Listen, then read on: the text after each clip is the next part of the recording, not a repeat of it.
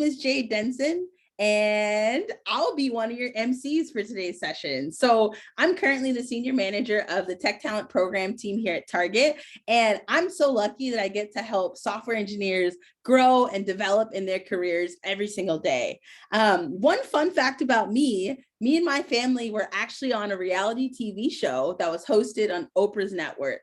But what's actually special about today's Prepare to Launch session is I actually get to co-MC this session with my colleague, Bria. So Bria, introduce yourself to the people. Hello, everybody. I'm so excited to be here. Jade, I did not know your fun fact. So that was so interesting to learn that about you. My name is Bria. I am a senior program manager for emerging tech talent at Target. And I help people who didn't start off knowing they wanted to work in technology transition into a full-time role as a software engineer. So a fun fact about me is that one time I slid down an active volcano on a sled in Nicaragua. Wow. So I feel like we should just be happy you're alive, Bria. I'm Yeah. good to know that, but glad to know you're still here with us. All right, folks that are listening, our hope is that your involvement in these sessions will give you all the tools you need to really take off and launch into a meaningful career that makes you happy, but also helps you pay the bills. So really quickly, we have 52 schools attending live, and we have over 300 people who have signed up to watch the recording. So no pressure, speakers, but we have a lot of people tuning in. I know I can't see y'all's faces, but on behalf of the entire Prepare to Launch team, we're excited to have you. Bria, let's kick this thing off. Okay, let's do it. So first, I'd like to welcome Deona Williams to the stage. Deona is a senior engineer at Target. And a fun fact about Deona is that her name was inspired by Deanna Troi from Star Trek. Are there any Trekkies out there? No? Yes? I don't know. Personally, I can't wait to hear you speak about imposter syndrome and how we can start thinking more positively about ourselves, because I struggle with that too. So take it away, Deona. Thank you, Bria. Thank you to the entire Prepare to Launch team for inviting me and giving me the space to talk about this. I can't wait to dive right in. So first, we'll go over our agenda for today. We'll be talking about what exactly imposter syndrome is, how does imposter syndrome show up, the different ways, who is affected by imposter syndrome, and finally, we'll end on how we can beat imposter syndrome.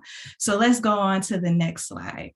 Imposter syndrome is commonly understood as the false and sometimes crippling belief that one's success is a product of luck or fraud rather than skill. Now, I can't see anyone's hands on camera, but if anyone has ever thought that their success was accidental or undeserved, or if you ever made a mistake in your line of work that reinforced this, can you raise your hand? You won't be alone, I'm sure. If your answer was yes, then you have definitely dealt with imposter syndrome.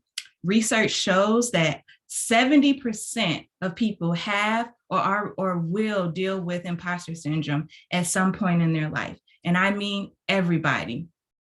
Notable figures like American poet, singer, and civil rights activist Maya Angelou and former First Lady Michelle Obama have spoken about it.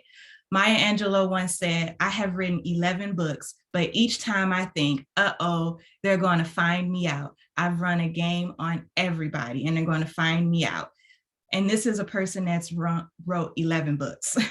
Dr. Valerie Young, a leading expert on imposter syndrome, explains imposter syndrome as sort of an umbrella term and divides it up into subgroups: the perfectionist, the superwoman or superman, the natural genius, the soloist, and the expert. We'll dive in and talk about them now. So we'll start with the perfectionist. The American Psychological Association describes perfectionism as the need to be or appear perfect. A perfectionist looks like that person who combs over every single detail, tweaking as needed, and then stresses over thinking that they somehow didn't catch a mistake. If you ever read an email more than 10 to 20 times, you definitely have participated in perfectionism. Going on to the superwoman or superman persona. This group often feels like a phony in a group of really qualified people. These are your workaholics who stay in the office way too late. They're trying to overcompensate. This group finds downtime wasteful, and they look forward to achieving a goal or getting some grand validation from their peers or superiors. Going on to the natural genius. The natural genius is, well, usually good at everything, but when they're not, they get super down on themselves like the perfectionist. However, unlike the perfectionist, they also judge how fast they can comprehend a subject. In my line of work, I am a software engineer, and I see that within myself or other engineers, particularly new engineers, when they don't understand a concept right off the bat. I want to encourage everyone, whatever your field is, that you don't have to have a deep understanding the first time. Continuously work at it, and eventually you'll gain an understanding. The soloist. The soloist likes to figure things out on their own, which is not bad, but it can feel like if you're a phony if you don't figure it out on your own. I can't tell you how many times engineers senior to me have the same question. So don't be afraid to ask for help. Moving on to the expert. Experts measure themselves on what and how much they know, believing they will never know enough and that this fact will be exposed sooner or later. Experts usually don't apply for a role unless they are completely qualified. They don't like being called an expert and constantly are seeking credentials to prove themselves. Okay, we went through the different ways imposter syndrome can show up. So now it's time to ask the question, who is affected? My research has found that people who deal with imposter syndrome and perfectionism are oftentimes minorities, women, people of color, or even those whose first language is not English if they are in an English-speaking environment. Then you have people who have grown up in homes where achievement was the primary objective. Example, my mother, she only expected A's and B's of me. So I feel like I always have to hit that goal of A's and B's in life. So that's an example of people who grew up in a home where achievement was the primary objective. Then you have people that work in really demanding spaces like creatives whose work is constantly subjectively judged. So if it's not right or wrong, it's based on what this person with this title says. Or you have people who work in medicine or technology like myself, where things are constantly changing. Let me check time. I think I'm good. So I'll go to the next, I'll talk about some of the stuff that I went through and I found. Some issues that are caused by imposter syndrome can be depression or even anxiety. Other issues can arise that are not mentally and physically severe, but can be costly in other ways. For example, the people who don't want to be found out as a fraud or an imposter, you tend to fly under the radar or avoid embarrassing yourself. But this actually just makes you invisible and never allows you to truly tap into your true potential because you haven't perfected it yet. On the other hand, you could work yourself too hard, taking on every project plus more to overcompensate for the fact that you don't feel like you belong. A little bit of my testimony, if I can share, is I don't have a CS degree. I actually graduated in informatics. We can talk about that later if you're interested in what it is. But because of this, in my beginning years of my career, I always felt like I was a little bit behind my peers, and it just really got me down. But I've overcome that, and I want to talk about some of the things about how you can overcome it as well. So the first thing in overcoming imposter syndrome is developing a growth mindset. You don't have to be perfect the first, second, or even third time you try something, but you can set a goal and you can work towards achieving that goal. So with me, when I became a software engineer, I took on extra classes outside of work, and I made a point to get tech mentors to help me on my projects, on my stories, until I felt comfortable enough to do it on my own. So always keeping that growth mindset in the back of your mind, knowing that you will grow in whatever you're doing and you will get better at it. Next, knowing it's okay to fail. Understand that it is okay to fail. I used to give myself a really hard time when I didn't quickly understand a computing subject. But then a couple of years later, I taught engineers that were junior to me. And if I didn't know the answer they were asking me, I would look it up. It's okay. How many breaks or how many times do you tell others it's okay? The next time you're having a hard time, tell yourself it is okay. You are allowed to be imperfect. The next thing, reframe your thoughts. For every negative thought you have, combat it with a positive thought. Practice this over and over and over again. I place sticky notes all over my desk area full of affirmations and ways to stay focused. I read letters from team members that have given me encouraging words, telling me how I have supported them along their career. And I just always go back to those moments where I felt great and I felt accomplished to combat when I don't feel accomplished and I don't feel great. And speaking of that, mentor. Be a mentor, be a peer mentor, be a mentor to people looking to get to where you're at, because remember, there's always someone somewhere that looks to go to where you're at, that wants to be where you're at. So talk to people who aren't even interested in what you do, to just let them know random information. My friends enjoy it. Tutor other people, talk to your peers about it, and you'll find out either you knew more than you thought you did, or you're not the only one facing a problem and you both can figure it out on the way. So either way, I count that as a win. I want to again thank the Prepare to Launch team for having me. Thank you. Awesome. As always, Deona, I just love hearing you share your story. I'm constantly inspired by all you've researched, for one, and just your willingness to share what you know about imposter syndrome, to give us the tools that we need to navigate that in our daily lives. So thank you, thank you, thank you.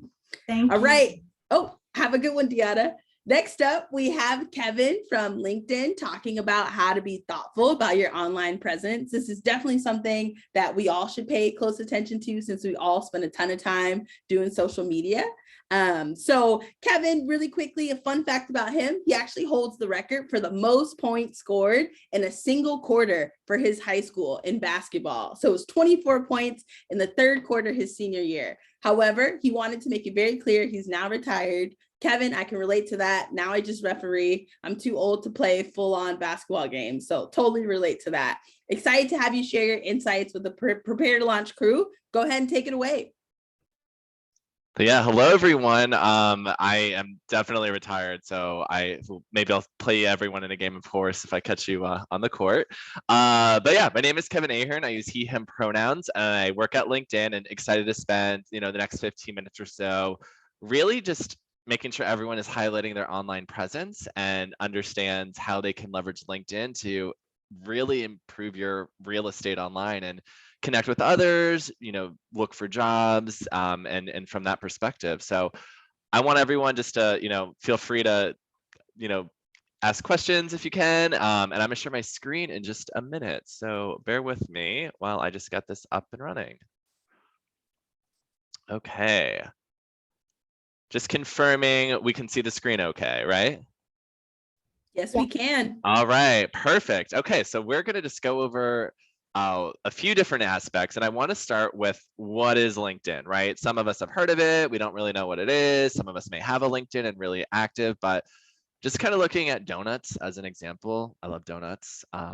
But really like what you would do with a donut on other social media. So on Facebook, maybe you're posting that you like donuts. On Snapchat, you're eating a donut really silly. Instagram, you're uploading cool donut photos. Pinterest, you're maybe sharing a recipe. At Spotify, you're listening to like a donut band, a songwriter talking about donuts. And then WhatsApp, you're actually communicating like who wants donuts, right? So we take donuts and then we rethink it through the LinkedIn way. There's a lot we can do with it. So maybe you're hoping one day to open a donut shop or open a franchise with donuts, or maybe you're looking for a particular job at a donut company. I would love that myself. Maybe you have experience and skills in making donuts, right? Or maybe your top skill is in donut production, or you work in sales for a company that sells donuts, or that's something you aspire to do. Or maybe you're just looking for recommendation from someone that you worked with when you made donuts, right? So all these different layers and flavors. Using donuts, we can use on LinkedIn for really whatever you're looking to do. So want to really just let you know that LinkedIn is your place to tell your story, use your voice, and connect with others, and really engage and make what you want to do out of it.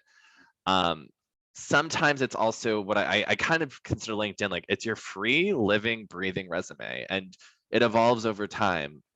You know, it's as you get new experiences, as your priorities change, as you know, get new educational experiences and new interests, you want to make sure you just reflect that on LinkedIn too, right? You want to make sure it just evolves with time. It's really an evolving resume, if you will. And you can get in and update things, and we'll get into some just, you know, basics and making sure that you have things covered. But really, it's also a first impression, right? So when you're not in the room, someone may look you up on LinkedIn just to get a little bit more about your experiences, and it's really a way to, you know, stand out and see if you'd be a good fit.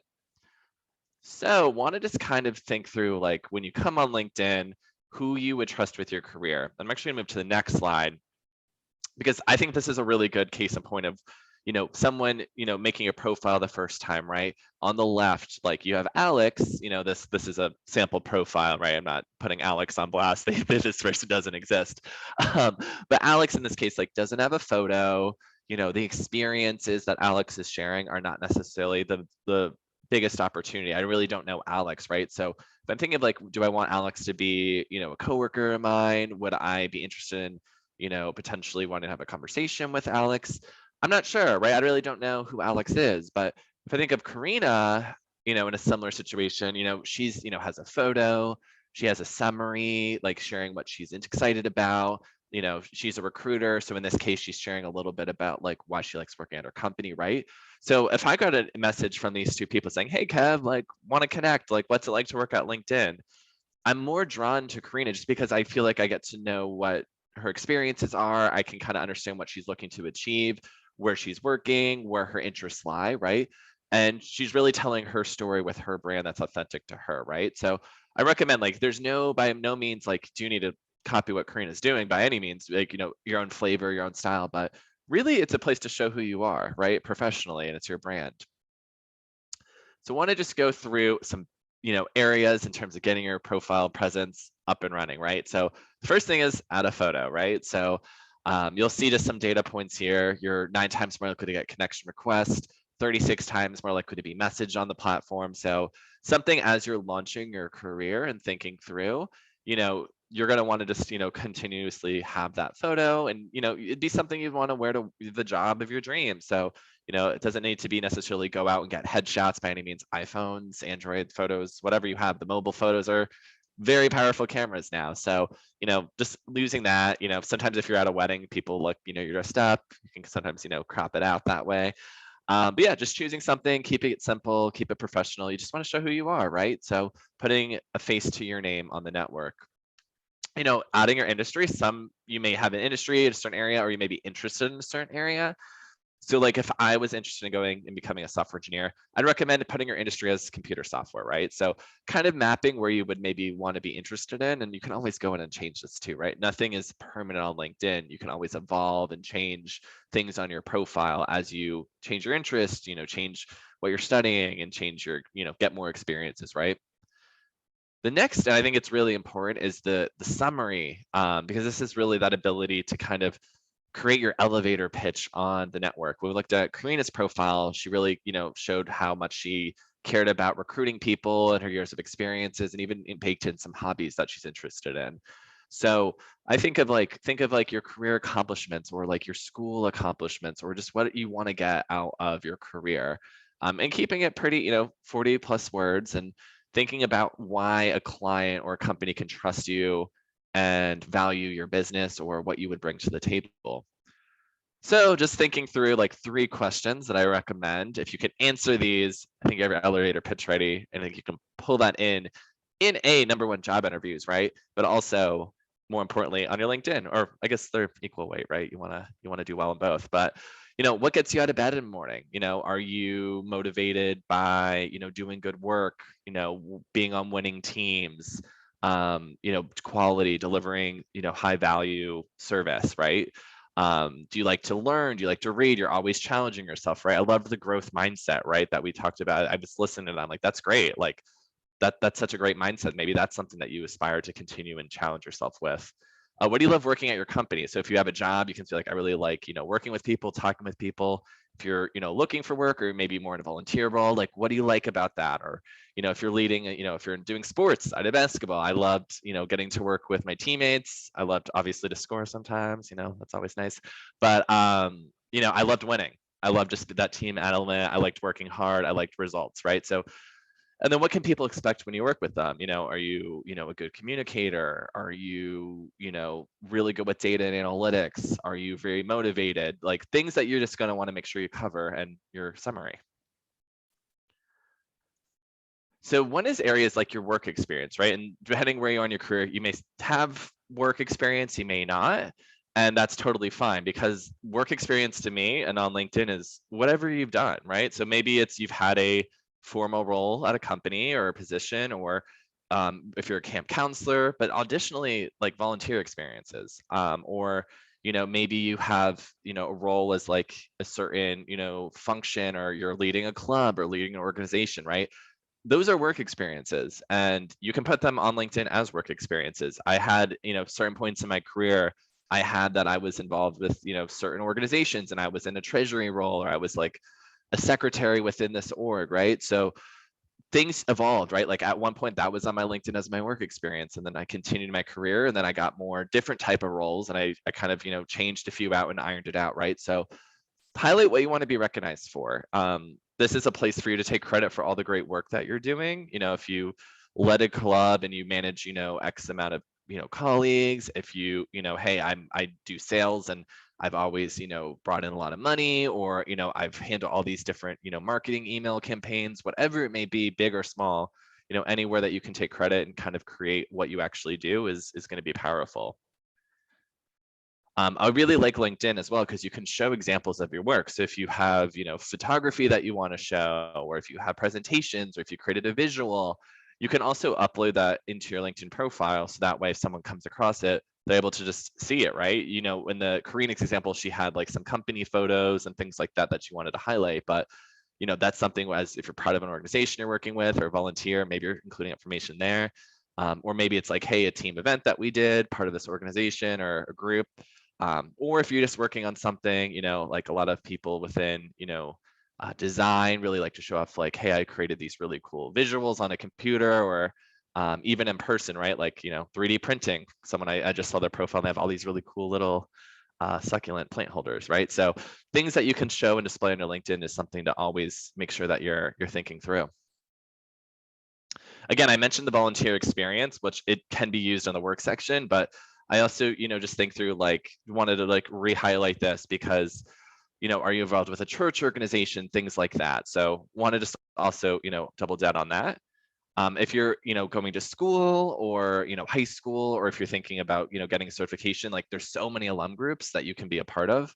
So thinking about ways to further engage your network. So now that you've built out the LinkedIn, you can join groups, and a lot of people in these groups, whether it be special interest or college organizations, high school organizations, just special interest organizations, whatever it is, they're always posting jobs, and they're always looking to help, connect young talent with future opportunities, or someone that's maybe looking to get their foot in the door at a different organization, right? Like LinkedIn's not the place to be shy, right? You can ask for, hey, like let's talk, right? So we'll get to that in a little bit. But just some additional areas like, location, you want to make sure that you have your time zone, again, clubs, volunteer work. And then if you have any certifications, if you speak different languages, making sure you're also highlighting that on your LinkedIn profile as well.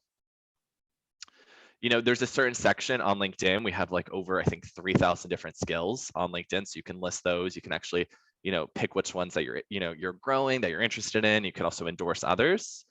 And then I also recommend, if you're working with someone, get a recommendation. If you're involved with someone in a group, or, you're starting your career, or you're, further on your career, right? An endorsement and a recommendation can go a long way.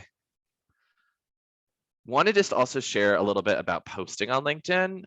Really, LinkedIn, you have your profile, but you also have the ability to post and share your voice, right? So if you, accomplish something, whether it be, I saw a lot of posts recently on A lot of folks that I know just recently graduated a semester ago in December, and they're posting about it now on LinkedIn, which is really great to see. So from an educational standpoint, I see a great post. I see people getting new jobs, starting, you know, sharing that, or if they're letting know their company is hiring, or just saying like, hey, I'm really interested. I had this unique experience that I want to share on the platform, right? And I just want I want everyone to know. I want everyone to just know a little bit about my point of view.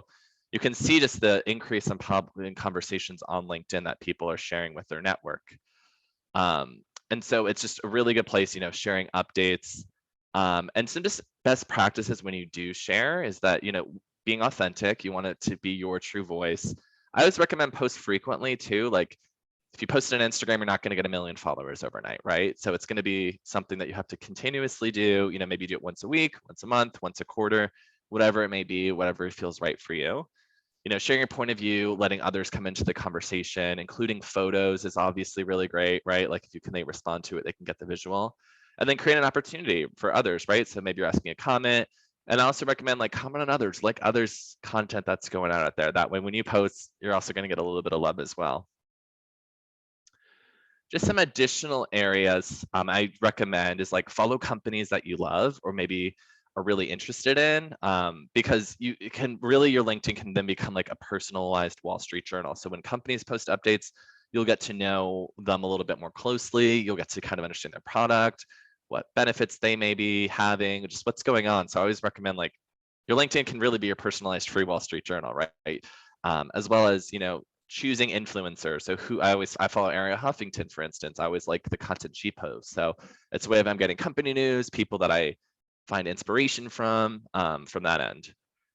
And I wanted to leave on the last note of like, so we have kind of walked through like we've built our profile, we're evolving, we're adding our experiences, maybe we're posting now. And then kind of that third component is like that connection of reaching out to someone you don't know because they may have an opportunity that could help you. They may have an insight, you're looking for a mentor, and just some things that you're going to want to do in that outreach. So the first is like personalization, right? Because someone who's maybe more senior, they're going to probably get this ask a lot. So you want to stand out. You want to say, what about this person is interesting, right? So, you know, compliment is sometimes helpful, right? Like, I see you're really great. I see you went to this college. I see you're interested. I see, you know, you post a lot about your dog on LinkedIn. I also love dogs, right? So if you can kind of call out and personalize it, that can go a long way.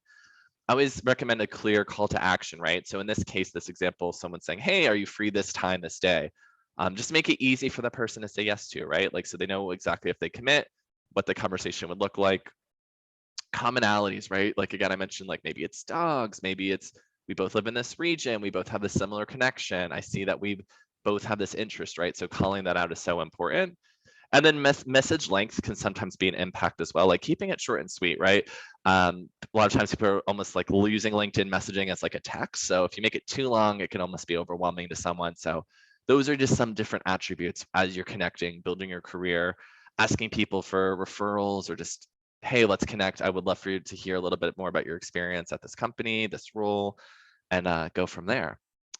That's all I wanted to cover today. I'm going to stop sharing. I don't know if there were questions that came up, but I know timing is important as well for the group. So happy to do whatever I need to do. Thank you so much, Kevin. I know that we have some questions going on in the chat that are being answered, but thank you for presenting to us. I want a donut so bad right now. So thank you for planting that seed. And also, I think it's really interesting that like some social media sites are for meeting friends, but LinkedIn is one of those that you can meet somebody that you maybe have never met before and make a connection. Yeah, absolutely. Just other opportunities. So thank you. Thank you. That yes, was really of course. insightful. Yeah, feel free to add me on LinkedIn, connect with me, everyone, and take care. All happy Friday as well. Awesome. So next, I have the pleasure of welcoming Tejas, who is a senior engineer at Netflix. Fun fact about him, he once sold 3 Bitcoin to pay his rent in 2016. I think the only thing that I want more than a donut right now is some Bitcoin. So if you have any extras, you can slide them over here. But Tejas will speak to us about how being true to yourself is the key to unlocking so much in life. And I'm still learning that. So I'm really excited to hear what you have to say. Take it away. Thank you, Bria. Uh, yeah, I'll be sharing my screen now. So hi everyone, my name is Tejas Chopra, and I am honored to be here at Prepare to Launch. I really thank everyone who's participating and listening into this today. And today I'll just share some nuggets on how you can apply some of the learnings that I've had in my career to grow in your career and also in your life.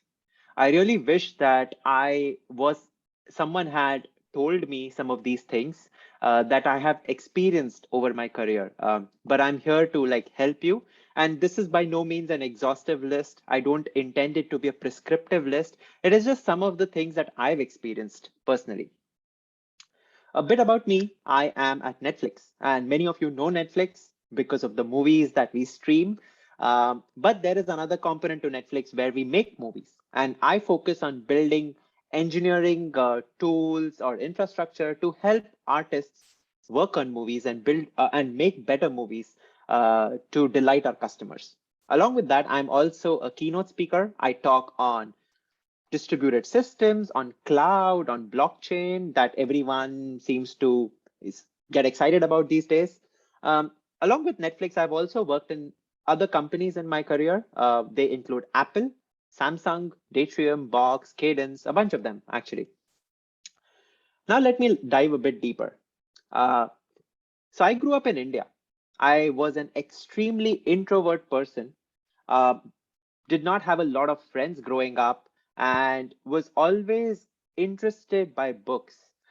But in my family tree, folks had not studied beyond high school. So I was the first graduate in my family and the first one to move out of home. So I really did not have a lot of people around me to look up to. And I just relied on historical figures, people that I would read about in books to, make a career for myself or see what I'm doing. The fun fact is I took engineering on the toss of a coin. I was really interested in arts and drawing. And someone suggested, you take engineering because you'll have to read a lot of books. That was the only thing that they told me. And I tossed a coin and, I chose engineering. I went with it. I did my graduate studies in computer science, but I can say it now. I was not a great engineer because uh, I did not have the thought process of an engineer around that time. So now I'm at a point in life where I've already graduated, but I'm still not good at what I do. How do I then, build my career from that point on? What options do I have? So what I focused on was, and I have a gap here because this was my reality up until one point. And then how did I change it? I try to learn each day. And this is a very broad way, a broad sentence. And I'll try to get into what that exactly means in the subsequent slides. It also meant reading a lot more, researching topics, and pushing myself every single day from the point of graduation to where I am right now. And finally, today I'm focusing a lot on not just what I do, but how I can build my own brand, not just by the work that I work on in my 9 to 5 job, but also outside of it. How can I influence people? How can I learn from people? How can I give back to the society? What has helped me in my career? The number one thing that has helped me is staying true to my roots. I come from a different country. I'm a person of color. I am in a different country than what I grew up in. So, not forgetting my cultural background. In fact, taking my learnings from it and bringing my diversity of thought into action every day, into my conversations with my peers, has really helped me in my career. The second thing is asking questions. I have, at least from the culture that I come from, right? Asking a lot of questions was not looked at in a good way.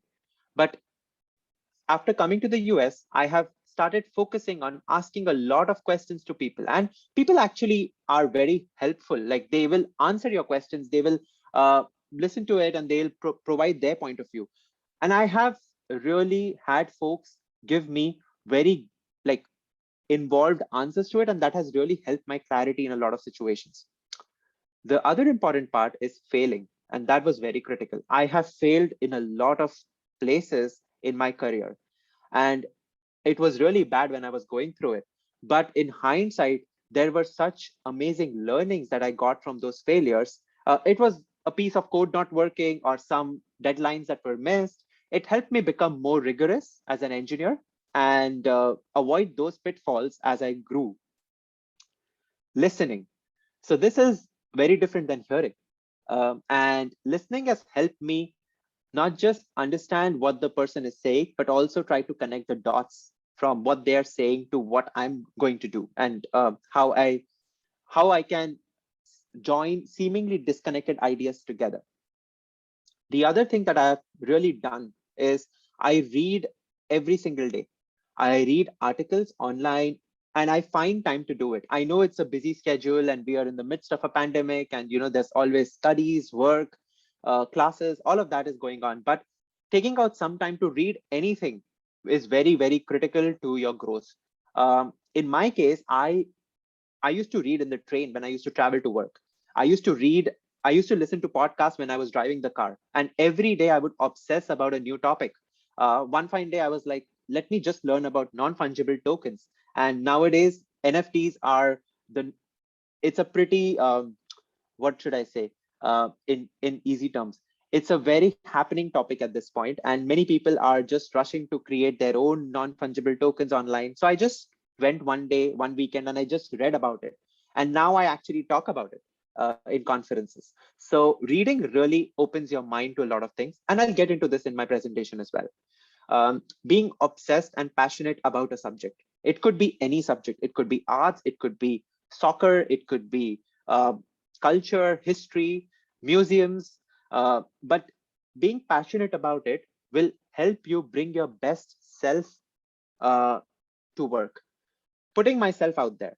So this is easier said than done, because coming from an introvert background and childhood, this was the most difficult part of trying to talk to people, trying to engage others in a conversation. And I used to always have these thoughts: what if the other person is not interested in what I'm talking? What if the other person just doesn't feel connected with me? Would I be making a fool out of myself if I talk like that?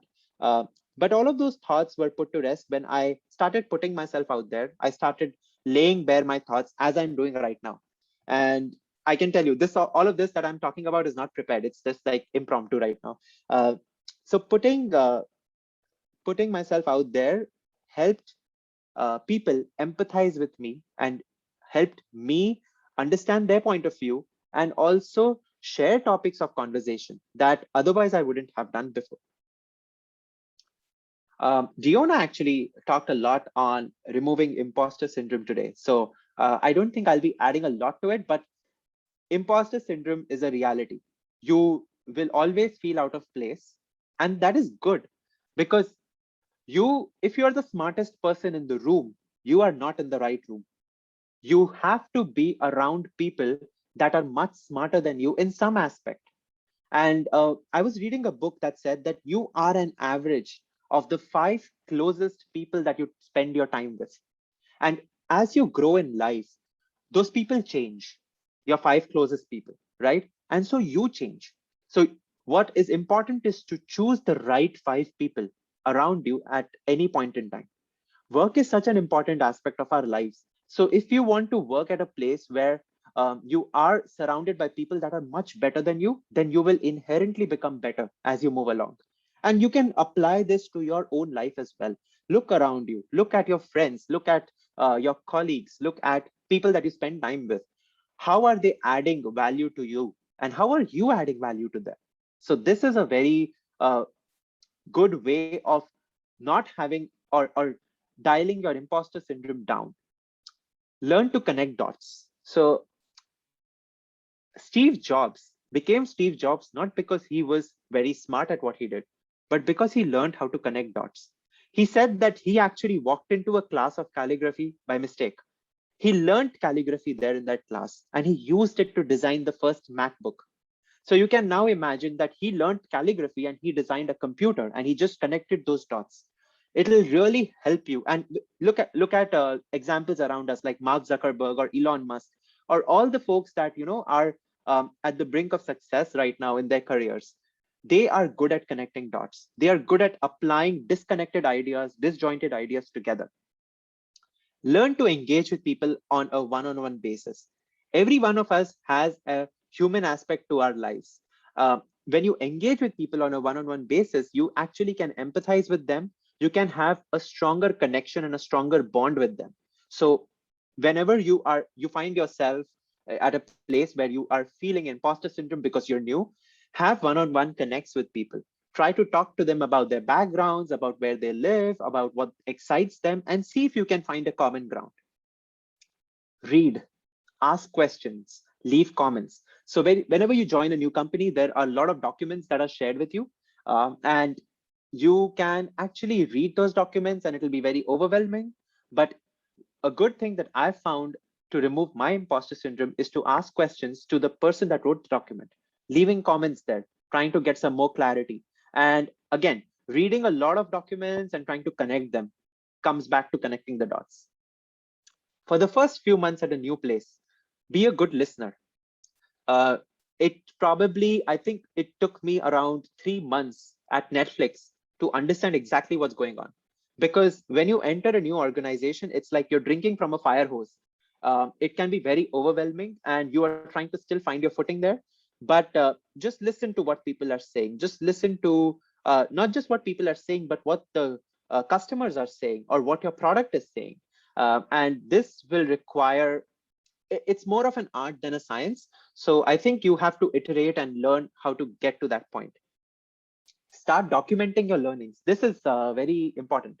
So as you are learning, as you are going through this imposter syndrome and trying to find your footing, document what went well, what did not go well. This will help the next person because they will know that they are not the first people to feel the way they're feeling. There was someone else before them who felt this way. And you can become a buddy for the next hire. This is the easiest way to win trust in your organization and amongst your peers. And Netflix is a very peer-driven organization. So it's not just Netflix, actually, Apple, Samsung, all of them, right? Like the easiest way to win trust is to be of use as soon as you can. And becoming a buddy for the next hire is the easiest investment you can make because you've gone through this entire process yourself. Work hard and smart. There is no substitute to smart hard work. Look at people around you. Be the most hardworking person that you know. And you need to be smart about that as well. You need to question your mode of work every single day. You need to be nimble and not fixated on an idea of work. And you need to iterate quickly so that if you are going in the wrong direction with what you're working on or what you're reading, you can quickly adapt and change. And you can have a goal. Always like have small goals that are achievable. It's everything that like what I read somewhere was, and I'm sure a lot of you have read this before, that it takes 21 days to form a habit. So if for 21 days you're just constantly hitting and working hard, it'll become a habit and a part of your lifestyle. So that cannot be substituted by any amount of smart work. You have to work hard. Focus on building your brand. What are you? Are you a person who's just graduated from school? Are you just your work? Or are you just your friends? What your friends talk about? That's not really your brand. You need to go out there, put yourself out there in the world. And so you need to be good at something. So learn about any topic. And I've realized this, it doesn't matter if you don't have a background. If you just put your head down and read about these topics, you will become a master at them. Learn about a topic. It could be health, sports, technology, non-fungible tokens, like I said. Tweet, use Twitter, use LinkedIn.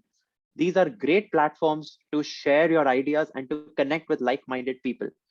A year ago, I had very little idea about the technology behind blockchain. But then what I did was I actually just read some books. I went online, I went on YouTube, and I found the simplest, like, what is a blockchain or how does it work kind of a video. I started questioning it. I started putting my questions on social media, on Twitter, on LinkedIn. People started answering, and that's how I built a connection with people. That's how I built my brand. And today, there are a lot of people that reach out to me to ask me the same questions. Engage with people on their content. And this is a positive engagement. So I have seen that we sometimes waste a lot of time trying to bring the other person or their idea down. Instead, what is something that we can learn from that or from even their failed ventures and can apply and build our own brand in a better way is something that we should focus on. The one thing that is the most expensive in our lives is time. Money is something that you can even win a lottery and get, but time is something that if you lose, it'll not come back. So be very, very mindful with the time that you spend on social media and how you're spending that time as well. Rinse and repeat this model. So engaging with people on their content, tweeting and sharing your views on social media, this, if you repeat it, you will actually become a very well-known brand. Apply for speaking opportunities. Talk about your journey, talk about your experience, talk about your failed ventures. There are a good bunch of sources for this. I have used Speaker Hub and Sessionize for this. Volunteer to educate other kids such as you. Nepris is a great platform to do that. And teach others. Allow them to grow with you. Find your pleasure in other people's growth as well. Giving back. So it actually, research has found that when you give back, you find more pleasure than you take something from someone. So find the joy in giving back to your community, giving back to your people. Focus on teaching and mentoring people around you. Focus on being mentored as well. Learn from their stories, hear them out, and find ways to help and empathize with people around you. And now I'll come to some of the habits that have nothing, very little to do with your career, but focus more on your life. Exercise. This is something that I found to be very useful for me. Although I'm still working on it. You need to find an activity to break a sweat every day. One of my colleagues told me, if you take care of your body in your 20s and 30s, your body will thank you in your 40s and 50s. So exercise is helping you to unwind. You can use very basic things such as meditation, just a simple walk or a run, listening to calming music, and eating healthy and eating well will really help you. One of my movies, the ones that I saw when I was growing up, was Men in Black. And there's a small snippet where Agent J asks K, which is the worst thing in the universe? And the answer he gave was sugar. And that was very insightful because I'm like, okay, I started researching more about it, and I really felt that eating the right kind of food helps lower your irritation levels and actually makes you a better aware individual that is more receptive to ideas and listening. And I did not think that food was connected to all of these things, but apparently it is. So be very mindful of what you eat and be very mindful of spending time exercising. Reading. If you ask me, the best investment that you can make, it's not Bitcoin, it is not gold, it is books. Spend 30 minutes reading any topic. It could be anything. Just pick a book and read. That's what I did when I was growing up. That's what I continue to do right now. That's what I will tell my kids to do as well. I have read about culture. I've read about history because I couldn't find any other book in the libraries when I was growing up. Then I started reading about technology. Now I read about society. It changes your mind literally. So there's research that shows that there is an increase in the brain connectivity.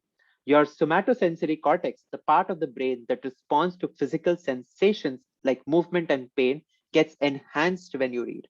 So it is not just a metaphor, it actually helps your mind grow. Reading was the easiest way for an introvert like me to connect. Because when in a crowd, I found someone who was talking about a book, that was something I could quickly relate to. And that is a conversation I could strike. And people that read a lot can empathize and connect better with people, with introverts. So that has really helped me. Like I said, listen well. And this is filtered listening. So everyone around you will have different ideas. You need to listen to these ideas. You need to be like a sponge that absorbs all these ideas and tries to connect dots. What has really helped me in my life and career is avoiding to talk about people. I don't talk about people, I talk about ideas. And when you see, we are very, it's very easy for us to paint a person that we like and we dislike. But what I have tried to focus on is liking and disliking qualities in people and ideas without painting the entire person for your notion. So even though I may not agree with a lot of aspects about someone, there are a lot of good things about a person that I would like. And that's how I have tried to have others around me painted. So everyone around me is gray in color. And I actually do not try to paint them in different colors with my notion of how they are. So that has really helped me. And final thoughts, I would say, explore the world around you. Find beauty in nature and see how amazing the design of nature is. If you've read about math, there is a series called the Fibonacci series, and it's a mathematical term, and you can read more about it. What was found was a lot of the beautiful designs in nature that we find, the sculptures, the flower, they all had a ratio of the length and the width that actually matches this mathematical number, and it's called the golden ratio. So it's amazing how math and nature were connected for me, and that's why I'm saying that find beauty in nature around you, try to connect the dots, try your best to save the environment. It's the only shared thing we all have. And take your efforts, see what you're buying, see what how you're investing your money and your time, and fix things instead of replacing them. Buy wisely. Don't compete for money with anyone. You will never win. Yearn for knowledge and wisdom. Yearn for growth. Knowing that a tomato is a fruit is knowledge, but not putting it in a fruit salad is wisdom. So understand the difference between them. Be wise with your money, and be prepared to work hard in your life and enjoy that. This is how you will find your ikigai. And you can read more about this term after this presentation. That's my time. Thank you so much. It was a pleasure being here, and I hope that I was able to help you in some way. Wow, Tejas, thank you so much. I really appreciate you sharing so much of yourself and your experiences to help this group launch into a career that's meaningful to them. You definitely dropped a lot of words of wisdom and things that I want to leverage and take into my everyday too. So thank you for that. Absolutely. Awesome. Thank you so much. Yeah.